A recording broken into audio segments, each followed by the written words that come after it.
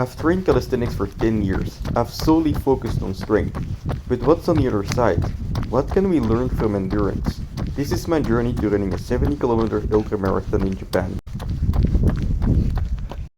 Okie dokie, boys and girls, it is day 72 of Road to Shimanami, and today we have a push day, and it's gonna be an exciting one because I'm gonna attempt sets of 60 on the dips, and I've done 60 reps in one set before a long time ago, but I've never ever attempted it for multiple sets. So today it's just nothing to lose, everything to gain. As soon as I try and attempt set number 2 on those dips, it's already a PR because I've never done it before, and that's very exciting, right? And when you ask me how did you train for sets of 60 on the dips, well, it's a bit of a difficult question to ask or to answer because it's not like this has been my goal since the beginning of training. For me, goals in training are more like a guidance to keep you consistent in your training, because training itself to me is the goal. I like to train, because training, it's not only fun, but it also makes you stronger and healthier, and that's what I'm aiming for.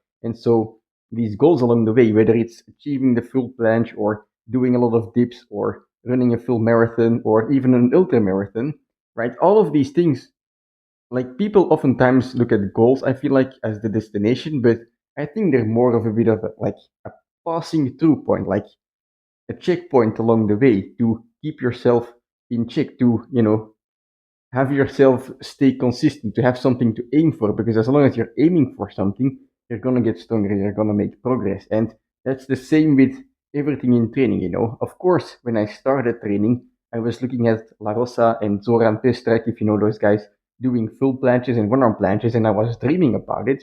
But right before my eyes was not the full planche, it was rather the tuck planche and achieving tuck planche push-ups. And then from there, the advanced tuck planche. And you have all of these small little goals that you can walk towards. And as long as you really challenge yourself on a consistent basis, you're gonna make progress. That's the true key, is to just challenge yourself on a consistent basis, and in between those challenges, in between those trainings, have enough rest and recovery. Because guess what? You get stronger when you recover. But anyway, today some dippies, but first of all, I'm gonna do some skill work as well. So that's gonna act as a bit of a warm-up too, but a bit of one-arm planche, a bit of one-arm handstand, then probably some normal planche as well.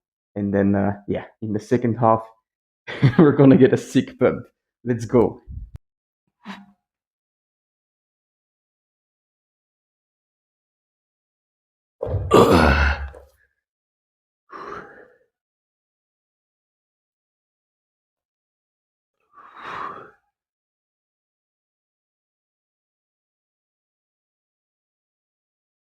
All right. That's not a good start. That doesn't mean we can't have a good ending, though. Let's keep going.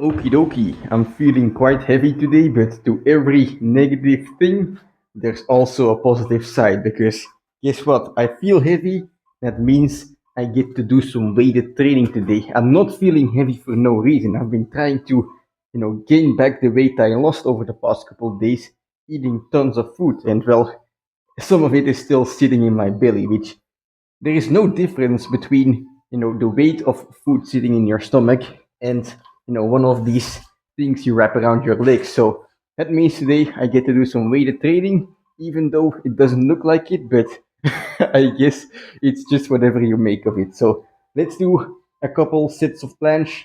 I don't know what I'm gonna do yet, but I think it will probably be like 2 or 3 sets. Let's do 3 sets. Start light, perhaps up the intensity towards the end.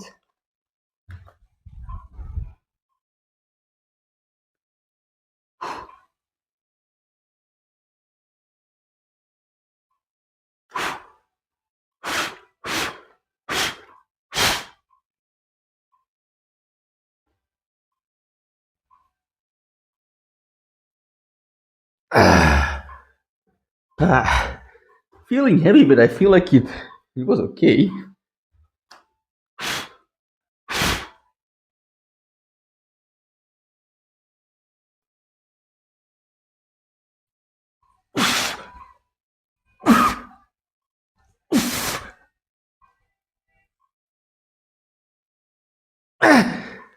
I hate it.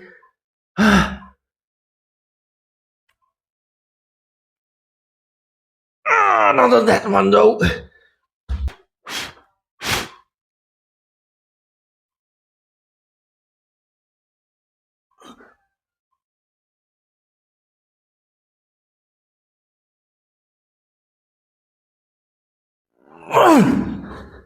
Ah, 12 seconds.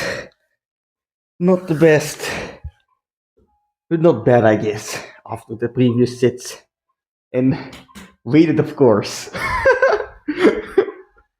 Alrighty, so as the playlist moves from Skillet to Dragon Ball music, I will be moving from planche to deep endurance. And when it comes to endurance workouts, I feel like a lot of people, when they think about endurance, they think about max out sets, doing as many reps as possible in one set. But if you truly want to build endurance, like when it comes to total volume, I would suggest you don't max out from the beginning of your workout. Instead, what you do is you take a set that you can do relatively comfortably, and then you do the set over and over and over again. So, for example, on today's menu for me, it's going to be a set of 60 dips.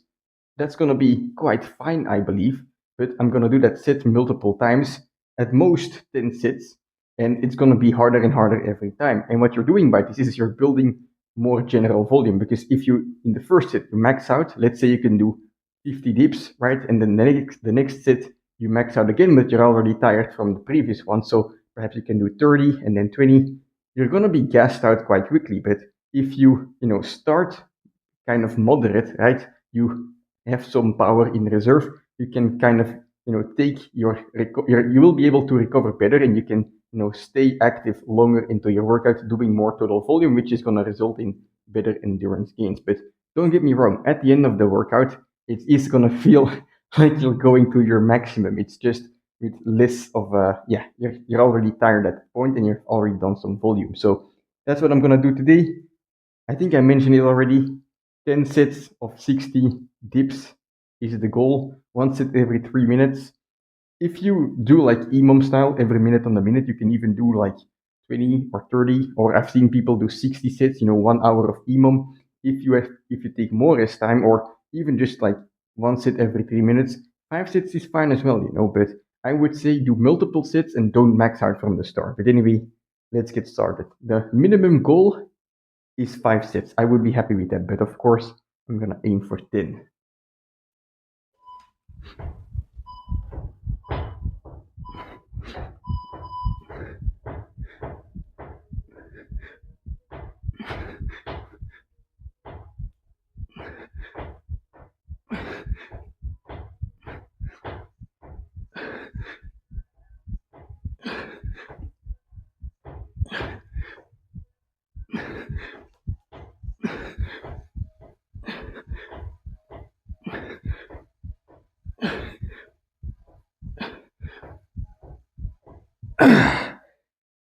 This is still feeling alright, but the burn is starting, so yeah, the next sets are not gonna be easy.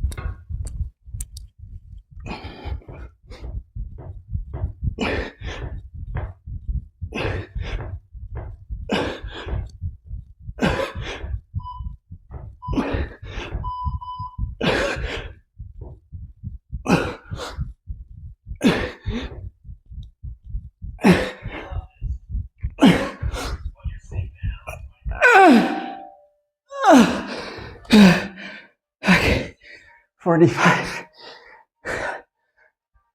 Let's finish this set.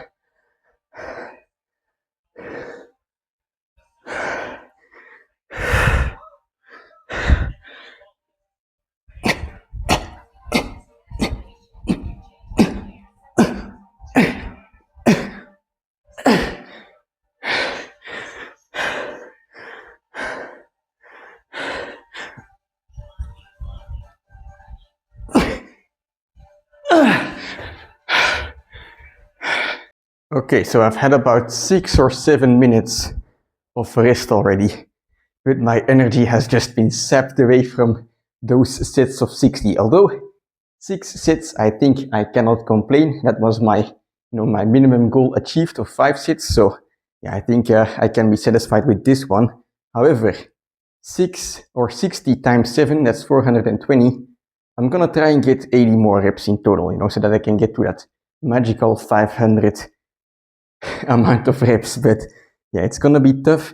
I'm not gonna do it in a set and rep fashion. Instead, what I'm gonna do is I'm just gonna start playing Goku going Super Saiyan 3 and do the dips as fast as possible. So if I fail, let's say at rep number 40 or 50, I'm just gonna take a quick rest pause, gather my leftover energy again, and do the remainder 30 reps, however many rest pauses it takes. So yeah, let's get going, and then we can talk a bit about the endurance work, because there is one thing to mention about this endurance workout in particular.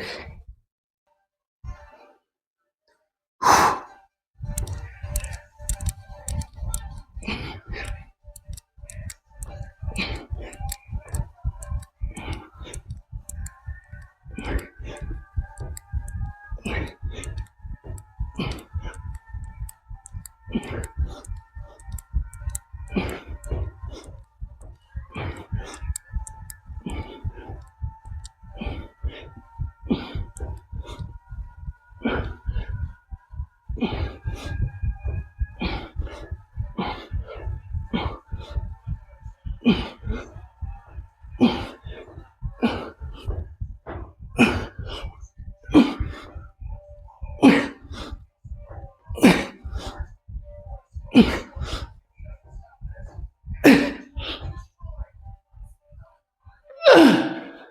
right. I don't know if that was 80 or 90, but that was a damn good set. Holy fuck. Okay, so needless to say, I'm pumped as hell. That last set, I haven't checked the amount of reps yet, but I think it was 80 or even 90 if I counted correctly. I lost count somewhere along the way. I didn't know if I was at 40 or 50 dips, but I will just have to see afterwards. And if it was 70 by any chance, I'll do another 10 dips. Don't worry. But anyway, when it comes to today's training, that was quite intense. And when you compare, the calisthenics endurance training to running, I guess this kind of training was more of a steady run pace or even speed work, because this was way more intense than I usually do. And the reason I'm making the comparison is because lately I feel like calisthenics endurance is more similar to running than I originally expected. When you look at the runner's training, he or she is going to do a lot of easy running and a conversational pace. Nothing too intense, but it builds up the base. It builds up the cardiovascular system. It allows the body to adapt to all of the running without putting too much pressure on it, without having the body breaking down too much with all of that intensity, right? And so some runners will even do 80 to 90% of the running at an easy pace. Some will do like 60 or 70, but anyway, a lot of running is done at an easy pace. And I feel like it might be the same with calisthenics endurance, where if I aim for volume, right, the minimal 500 reps, and I try to make it challenging but also achievable to hit those 500 reps without breaking down completely, I feel like that's when I make my most gains, because I am able to recover quickly and do another workout sooner, rather than when I have a workout like today. I've hit failure multiple times, I'm feeling destroyed, and it's gonna probably take me a week to recover, And in running, you will, see something similar, where if you only do high speed work, you're not gonna be able to recover. You're not gonna be able to run frequently, and at some point, you're gonna hit a plateau. You're gonna be able to do it for a while and make progress, but then you're gonna hit that plateau. And I feel like something similar is true for endurance, where some periods you want to have the build up, where you have a bit of an intense stimulus like I had today, but you don't want to do it too often right after each other. So last week was pretty intense. This week was very intense, but I feel like the next trainings I will probably have to tone it down a little bit and switch up things a little bit, do maybe some shorter sets, do some different variations of dips or whatever, right? And let the body recover. And then we can get back to, longer sets of dips, perhaps even eventually reach 10 sets of 70 or 100, who knows, because that's also the goal I have for the push-ups eventually. These dips are just a deviation because I was injured, but when I get back to the push-ups, those 100 reps, I am still aiming for them. But anyway, that's only going to happen if I stay training consistently, one day at a time. All of those far distant goals, they're nice to dream about. They give you a direction, but don't get blinded by staring into the sun, Instead, focus on what is in front of you. And for me, that's going to be a little bit more dips, a little bit more push-ups, but especially running at the moment. Anyway, I'm going to have some dinner, and I'll see you tomorrow.